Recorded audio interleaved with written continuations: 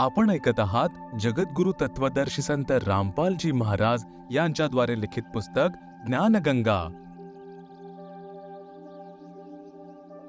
कबीर साहेब यांच्याद्वारे बिभीषण आणि मंदोदरी यांना शरणामध्ये घेणे। परमेश्वर मुनिंद्रजी द्वारा अनल अर्थात नल आणि अनिल अर्थात नील यांना शरणी घेतल्यानंतर श्रीलंकेमध्ये गेले। तेथे एक परमभक्त चंद्रविजयजी यांचा 16 सदस्यांचा पुण्य परिवार राहत होता। ते भाट जातीमध्ये जन्मलेले पुण्यकर्मी आत्मा होते। परमेश्वर मुनिंद्र म्हणजे कबीरदेव यांचा उपदेश ऐकून पूर्ण परिवाराने नामदान प्राप्त केले होते।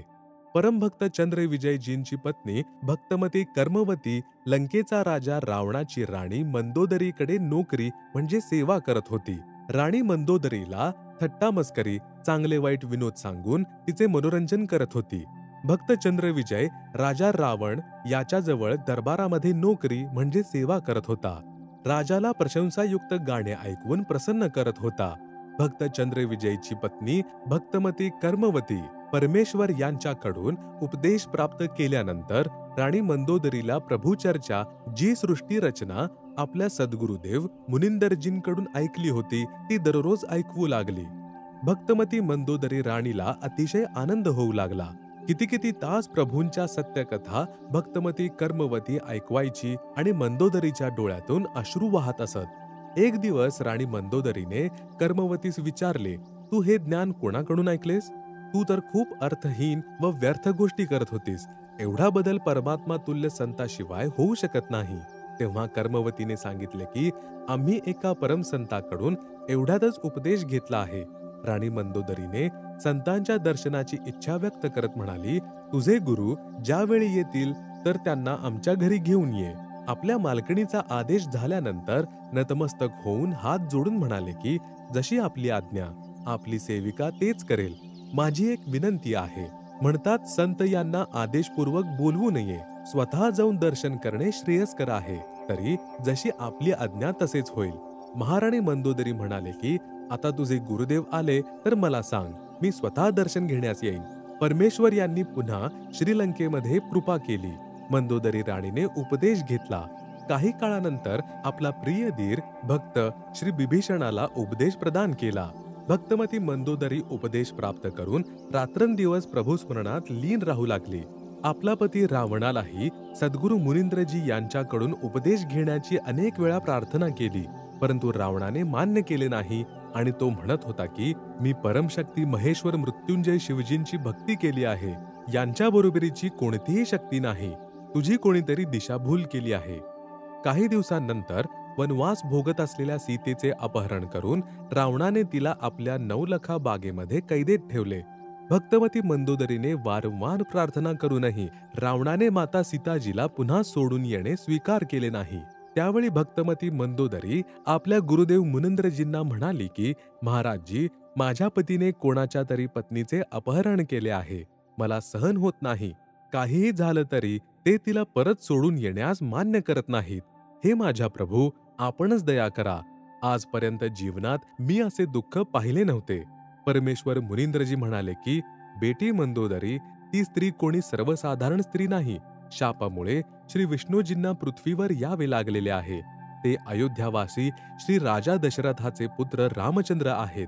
त्यांना 14 वर्षे वनवास मिळाला आहे। स्वतः लक्ष्मीजी सीतेचे रूप धारण करून त्यांच्या पत्नीच्या रूपामध्ये वनवास भोगत होती। रावणाने साधूचा वेश धारण करून तिला धोका देऊन उचलून आणले आहे। ती सीता म्हणजे स्वतः लक्ष्मीच आहे। तिला त्वरित परत पाठवून क्षमायाचना करत आपल्या जीवनाची भीक मागणे रावणासाठी शुभ आहे। भक्तमती मंदोदरीने अनेक वेळा प्रार्थना करूनही रावणाने ते मान्य केले नाही। तो म्हणू लागला की जंगलभर भटकणारे 2 विदूषक माझे काय बिघडू शकणार आहेत? माझ्याजवळ मोजता येणार नाही एवढी सेना आहे। माझे 1 लाख पुत्र आणि 1.25 लाख नाती आहेत। माझा पुत्र मेघनाद याने स्वर्गाचा राजा इंद्र याला पराजित करून त्याच्या मुलीशी विवाह केला आहे। 33 कोटी देवतांना मी कैद करून ठेवले आहे।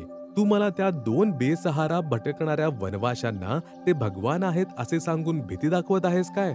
ही स्त्री मी कधीही परत करणार नाही। मंदोदरीने आपल्या पूज्य गुरुदेवांकडून ऐकलेले भक्ती मार्गाचे ज्ञान रावणाला खूप समजावले। बिभीषणाने देखील मोठ्या भावाला समजावले, परंतु रावणाने आपला भाऊ बिभीषणाला बदडून काढले आणि म्हणाला की तू त्या श्री रामचंद्राची जास्तच बाजू घेऊन पक्षपात करत आहेस, त्याच्या जवळच निघून जा. एक दिवस भक्तमती मंदोदरीने आपल्या पूज्य गुरुदेवांना प्रार्थना केली की हे गुरुदेव, माझे सौभाग्य संकटात आहे. आपण देखील एक वेळा माझ्या पतीला समजवा. जर त्याने तुमचेही काही ऐकले नाही तर मग मला विधवा होण्याचे दुःख होणार नाही. आपली कन्या मंदोदरीची प्रार्थना ऐकून मुनिंद्रजींनी राजा रावणाच्या दरबारासमोर उभे राहून द्वारपालांना रावणाला भेटण्याबद्दल प्रार्थना केली. द्वारपाल म्हणाले की ऋषीजी, यावेळी आमच्या राजाचा दरबार सुरू आहे.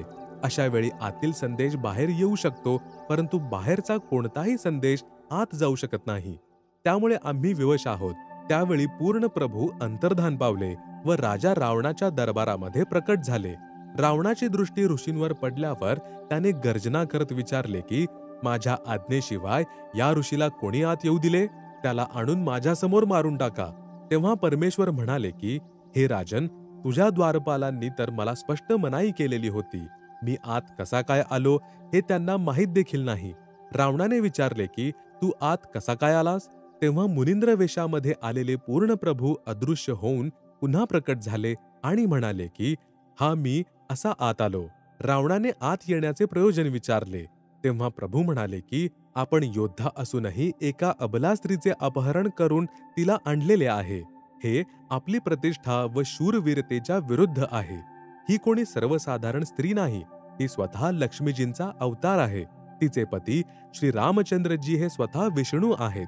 तिला परत करून आपल्या जीवनाची भिक्षा माग, त्यामध्येच तुझे कल्याण आहे. हे ऐकून तमगुणांचा म्हणजे भगवान शिव उपासक रावण क्रोधित झाला. म्यानातून तलवार काढून सिंहासनावरून त्याने गर्जना करत उडी मारली. त्या मूर्ख अज्ञानी प्राण्याने ऋषीजींना मारण्यासाठी तलवारीचे अंधाधुंद 70 वार केले. परमेश्वर मुनिंद्रजींनी झाडूतील एक काडी हातामध्ये धरली होती. तिचाच त्यांनी ढालीसारखा उपयोग केला. रावणाचे 70 वार त्या झाडूतील नाजूक काडीवर पडले. लोखंडी खांबावर तलवार जोराने आपटल्यासारखा आवाज होत गेला, पण त्या झाडूच्या नाजूक काडीला काही देखील झाले नाही. रावण घामाघूम झाला, तरीही आपल्या अहंकाराने त्याने हार मानली नाही. एवढे मात्र जाणले की हे कोणी साधारण ऋषी नाहीत. तो म्हणाला की मला तुमचे काही एक ऐकायचे नाही, आपण जाऊ शकता. परमेश्वर अंतर्धान पावले आणि मंदोदरी सर्व वृत्तांत कथन करून त्यांनी प्रस्थान केले. राणी मंदोदरी म्हणाली की हे गुरुदेव, आता मला विधवा होण्याचे कोणतेही दुःख होणार नाही. श्री रामचंद्र व रावण यांचे युद्ध झाले. त्यात रावणाचा वध झाला. जे लंकेचे राज्य रावणाने 10 वेळा मस्तक अर्पण करत तमोगुणी भगवान शिवजीची कठीण साधना करून प्राप्त केलेले होते, ते रावणाचे क्षणिक सुखही नष्ट झाले आणि तो नरकाचा भागीदार बनला. याच्या विरुद्ध पूर्ण परमात्मा यांच्या सतनाम साधक बिभीषणाला मात्र कोणतीही कठीण साधना न करता पूर्ण प्रभूंच्या कृपेने लंका देशाचे राज्य प्राप्त झाले. हजारो वर्षांपर्यंत बिभीषणाने लंकेचे राज्य सुख भोगले व प्रभूच्या कृपेने राज्यामध्ये पूर्ण शांती नांदली. सर्व राक्षस वृत्तीच्या व्यक्तींचा विनाश झाला होता.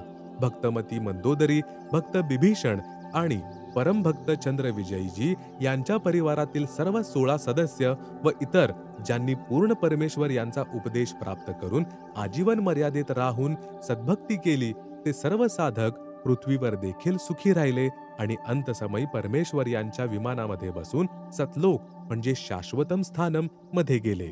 म्हणूनच पवित्र गीता अध्याय 7 श्लोक 12 ते 15 मध्ये सांगितले आहे की त्रिगुणांची म्हणजे रजगुण ब्रह्माजी, सत्गुण विष्णूजी, तमगुण शिवजी साधना करून मिळणाऱ्या क्षणिक सुविधेद्वारे ज्यांचे ज्ञान हरण झाले आहे, ते राक्षस स्वभावाचे मनुष्यांमध्ये नीच दुष्कर्म करणारे मूर्ख मज कालब्रह्मला देखील भजत पूजत नाहीत.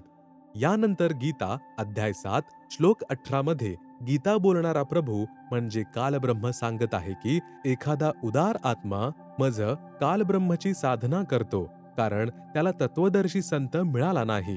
असे पवित्र आत्मे देखील माझ्या अनुत्तमाम अति अश्रेष्ठ निकृष्ट गतिम मुक्तीच्या स्थितीमध्ये आश्रित राहिले. ते देखील पूर्णपणे मुक्त नाहीत. म्हणूनच पवित्र गीता अध्याय 18 श्लोक 62 मध्ये सांगितलेले आहे की हे अर्जुना, तू सर्वस्व भावाने त्या परमेश्वर पूर्ण परमात्मा तत्ब्रह्म यांना शरण जा. त्यांच्या कृपेनेच तू परमशांती आणि सतलोक अर्थात सनातन परमधामास प्राप्त होशील. म्हणूनच पुण्य आत्मा यांना निवेदन आहे की आज या दासांच्या दासाजवळ पूर्ण परमात्मा प्राप्तीचा वास्तविक विधी आहे. निःशुल्क उपदेश घेऊन अवश्य लाभ घ्या.